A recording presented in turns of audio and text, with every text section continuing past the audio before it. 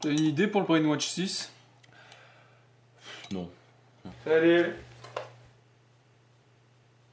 Mais quoi? Vous voulez un toast? Ok.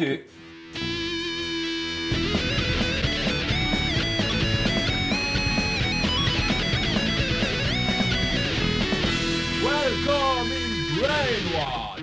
Bien le bonjour à tous. Aujourd'hui nous allons parler de la fabuleuse et merveilleuse histoire de l'ustensile qui a ni plus ni moins révolutionné son temps et permis à des générations entières de sublimer leur petit déjeuner d'un délice finement et délicatement grillé. C'est pas mal, ça se voit que t'en fais pas trop. Le grille-pain. Et non, nous ne sommes pas à court d'idées, c'est juste que le grille-pain, moi je trouve ça important.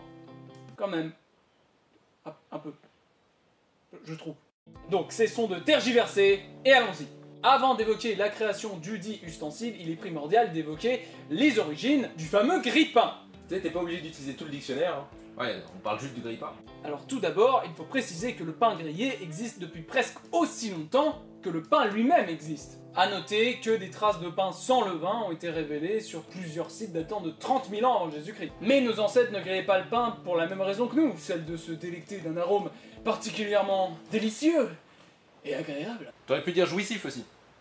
Ou savoureux. Mais plutôt pour la conservation de ce dernier ou pour cacher le mauvais goût lorsqu'il avait été mal conservé. C'est donc de là que nous vient la volonté de griller le pain. Et donc, avant d'en arriver au grille-pain, il y a eu d'autres appareils. Il y a eu avant le grille-pain, des grille-pains pour poêle, entre les années 1880 et 1930, et plutôt avant la domestication de l'électricité. Nous avions plusieurs versions, comme au grill, à la broche, avec une plaque de tôle trouée, ou encore avec une plaque d'amiante. Donc si vous connaissez un peu l'amiante, je vous laisse deviner pourquoi c'était une mauvaise idée. Avec l'arrivée de l'électricité dans le courant des années 1900, même si cela fait longtemps que des gens ont commencé à bosser dessus, des améliorations voient le jour au niveau du grille-pain, et on voit apparaître des grille-pains de comptoir ou de table qui servent aussi de réchaud. Mais le plus important, c'est surtout que c'est à cette période que les véritables grille-pains entrent en piste. Eh bah, enfin. Pas trop tôt, hein. Avant tout, qu'est-ce qu'un grille-pain ? Eh, il va vraiment donner la définition du grille-pain. Le grille-pain est un appareil ou instrument permettant de maintenir des tranches de certains aliments devant une source de chaleur pendant une durée déterminée ou non. Et pour avoir pris les gens pour des cons à un niveau exceptionnel, je tiens à féliciter notre candidat et à lui remettre ce magnifique toaster dédicacé par Patrick Bruel. Merci beaucoup. Je sais pas quoi dire, merci beaucoup. Vraiment. Bref, le premier toaster électrique est créé en Grande-Bretagne en 1893 par la société Crompton. Malheureusement, ce dernier ne grillait le pain que d'un seul côté et il fallait surveiller sa tartine pour ne pas qu'elle brûle. Les débuts sont donc tâtonnants. Oh, elle est bien celle-là. Il faut donc attendre 1905 pour qu'une autre compagnie dépose le brevet du grille-pain électrique, avec son modèle plus pratique, le Hotpoint, la Pacific Electric Heating Company. Mais c'est le modèle D12 de la General Electric, breveté par Frank Sheller en 1909, qui deviendra le premier modèle populaire. Et en 1914, un dispositif pour retourner le pain automatiquement fait son apparition. Encore mieux, un grille-pain capable d'éjecter le pain au bout d'une durée déterminée est breveté par Charles Strait en 1919. Et c'est en 1925 qu'apparaît le tout-puissant Toastmaster conçu par la Water-Jenter. Toastmaster qui permettra de griller non pas une, mais deux tranches en même temps, tout en réglant le temps de cuisson. Oh mon dieu. Et tout de suite la pub et on revient dans la partie 2.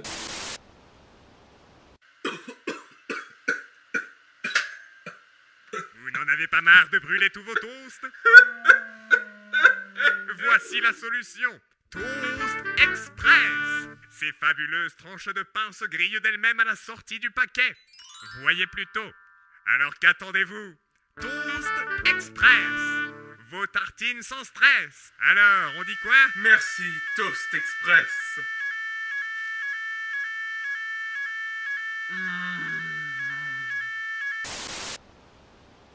Donc vous vous en doutez, on n'est pas arrivé au Toastmaster comme ça en toute simplicité. Même si son arrivée fit de lui l'être élu décrit dans les textes sacrés. Et le Saint Toastmaster est arrivé et acclamé. Ceci est mon toast. Qu'il en soit grillé. Avant tout ça, il fallut une autre invention très importante, l'alliage nichrome. Car oui, sans entrer dans moult détails, le nichrome inventé en 1905 par Albert Leroy March permettra de réaliser des toasters plus résistants à la chaleur, surtout en ce qui concerne les fils chauffants. Le nichrome permettra donc de donner véritablement naissance à l'industrie du chauffage et de la cuisson. Car oui, avant lui, les anciens matériaux utilisés ne résistaient pas longtemps à la chaleur et pouvaient se fissurer, comme la céramique. Entre les grille-pains à l'amiante et les tartines au fer fondu, les petits déj à l'époque devaient être rocambolesques. Oh, nickel celui-là. Nickel chrome. Et pour en revenir au grille-pain, pendant son évolution, il a fallu résoudre deux autres problèmes très importants. Le retournement de la tranche de pain et le temps d'exposition à la chaleur. En ce qui concerne le retournement de la tranche de pain, avant il n'y avait pas trop de solutions. Il fallait surveiller son pain pour le retourner au bon moment pour pas qu'il soit complètement cramé, et donc ils ont même inventé des dispositifs pour éviter en plus qu'on se brûle, comme des plaques pivotantes. Mais avec le Toastmaster, tout a changé. Car il était le premier grille-pain équipé de deux côtés chauffants, permettant donc de cuire 2 fois plus vite, et de ne pas avoir à retourner le toast, ce qui permettait d'avoir des tartines grillées impeccablement des deux côtés.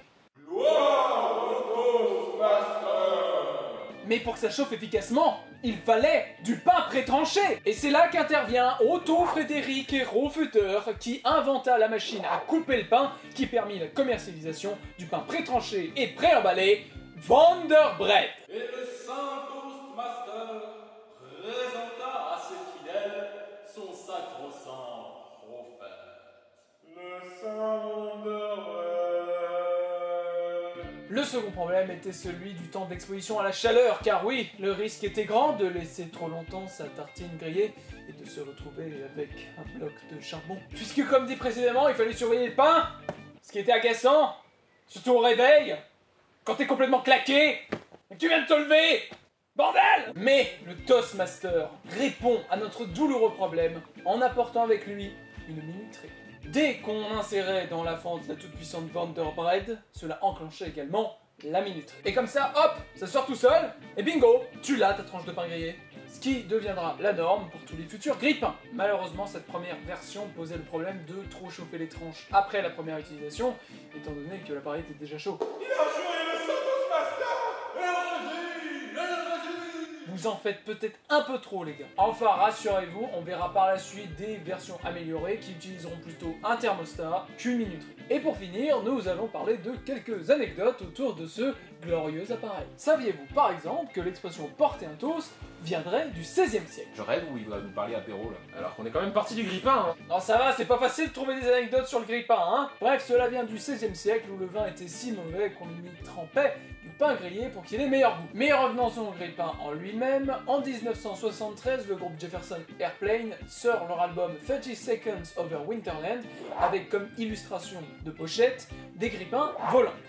C'est tout, je n'ai pas fini. En 1989, une société du nom de Berkeley System commercialise des écrans de veille avec son plus connu, des grille-pains volants qui traversaient l'écran. Puis une société du nom de Berlina fit un écran de veille semblable, elle fut donc attaquée en justice par Berkeley System qui gagna le procès en 93. Puis quand Jefferson Airplane attaqua en retour la Berkeley System, le groupe perdit son procès car il n'avait pas pensé à déposer le modèle de sa pochette comme marque. Wow, c'était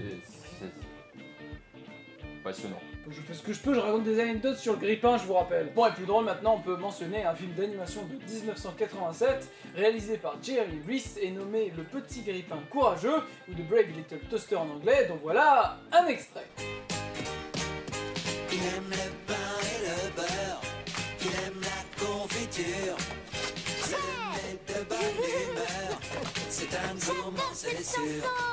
Eh bien oui, étonnamment, on peut dire qu'un grille-pain, ça aime la confiture. Il existe aussi des grille-pains assez insolites, comme le grille-pain de la marque Razer, qui font tout pour votre ordi, et aussi pour votre petit-déj apparemment. Des grille-pains qui appliquent des motifs sur vos tartines, comme le grille-pain Jésus, ou moins insolites, comme le Toastmaster bicentenaire, qui commémore la guerre d'indépendance américaine. Et pour conclure, je tenais à vous signaler une étude qui avait été faite, qui, selon laquelle, on aurait plus de chances d'être tué par un grille-pain que par un terroriste.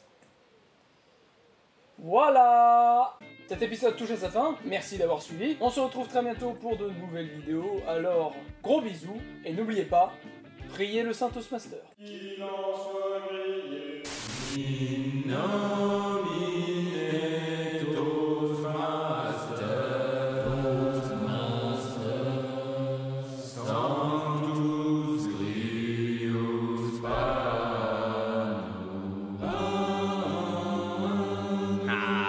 Toastmaster! Oh, hey, c'est Toastmaster! Il faut qu'il t'en tire, motherfucker!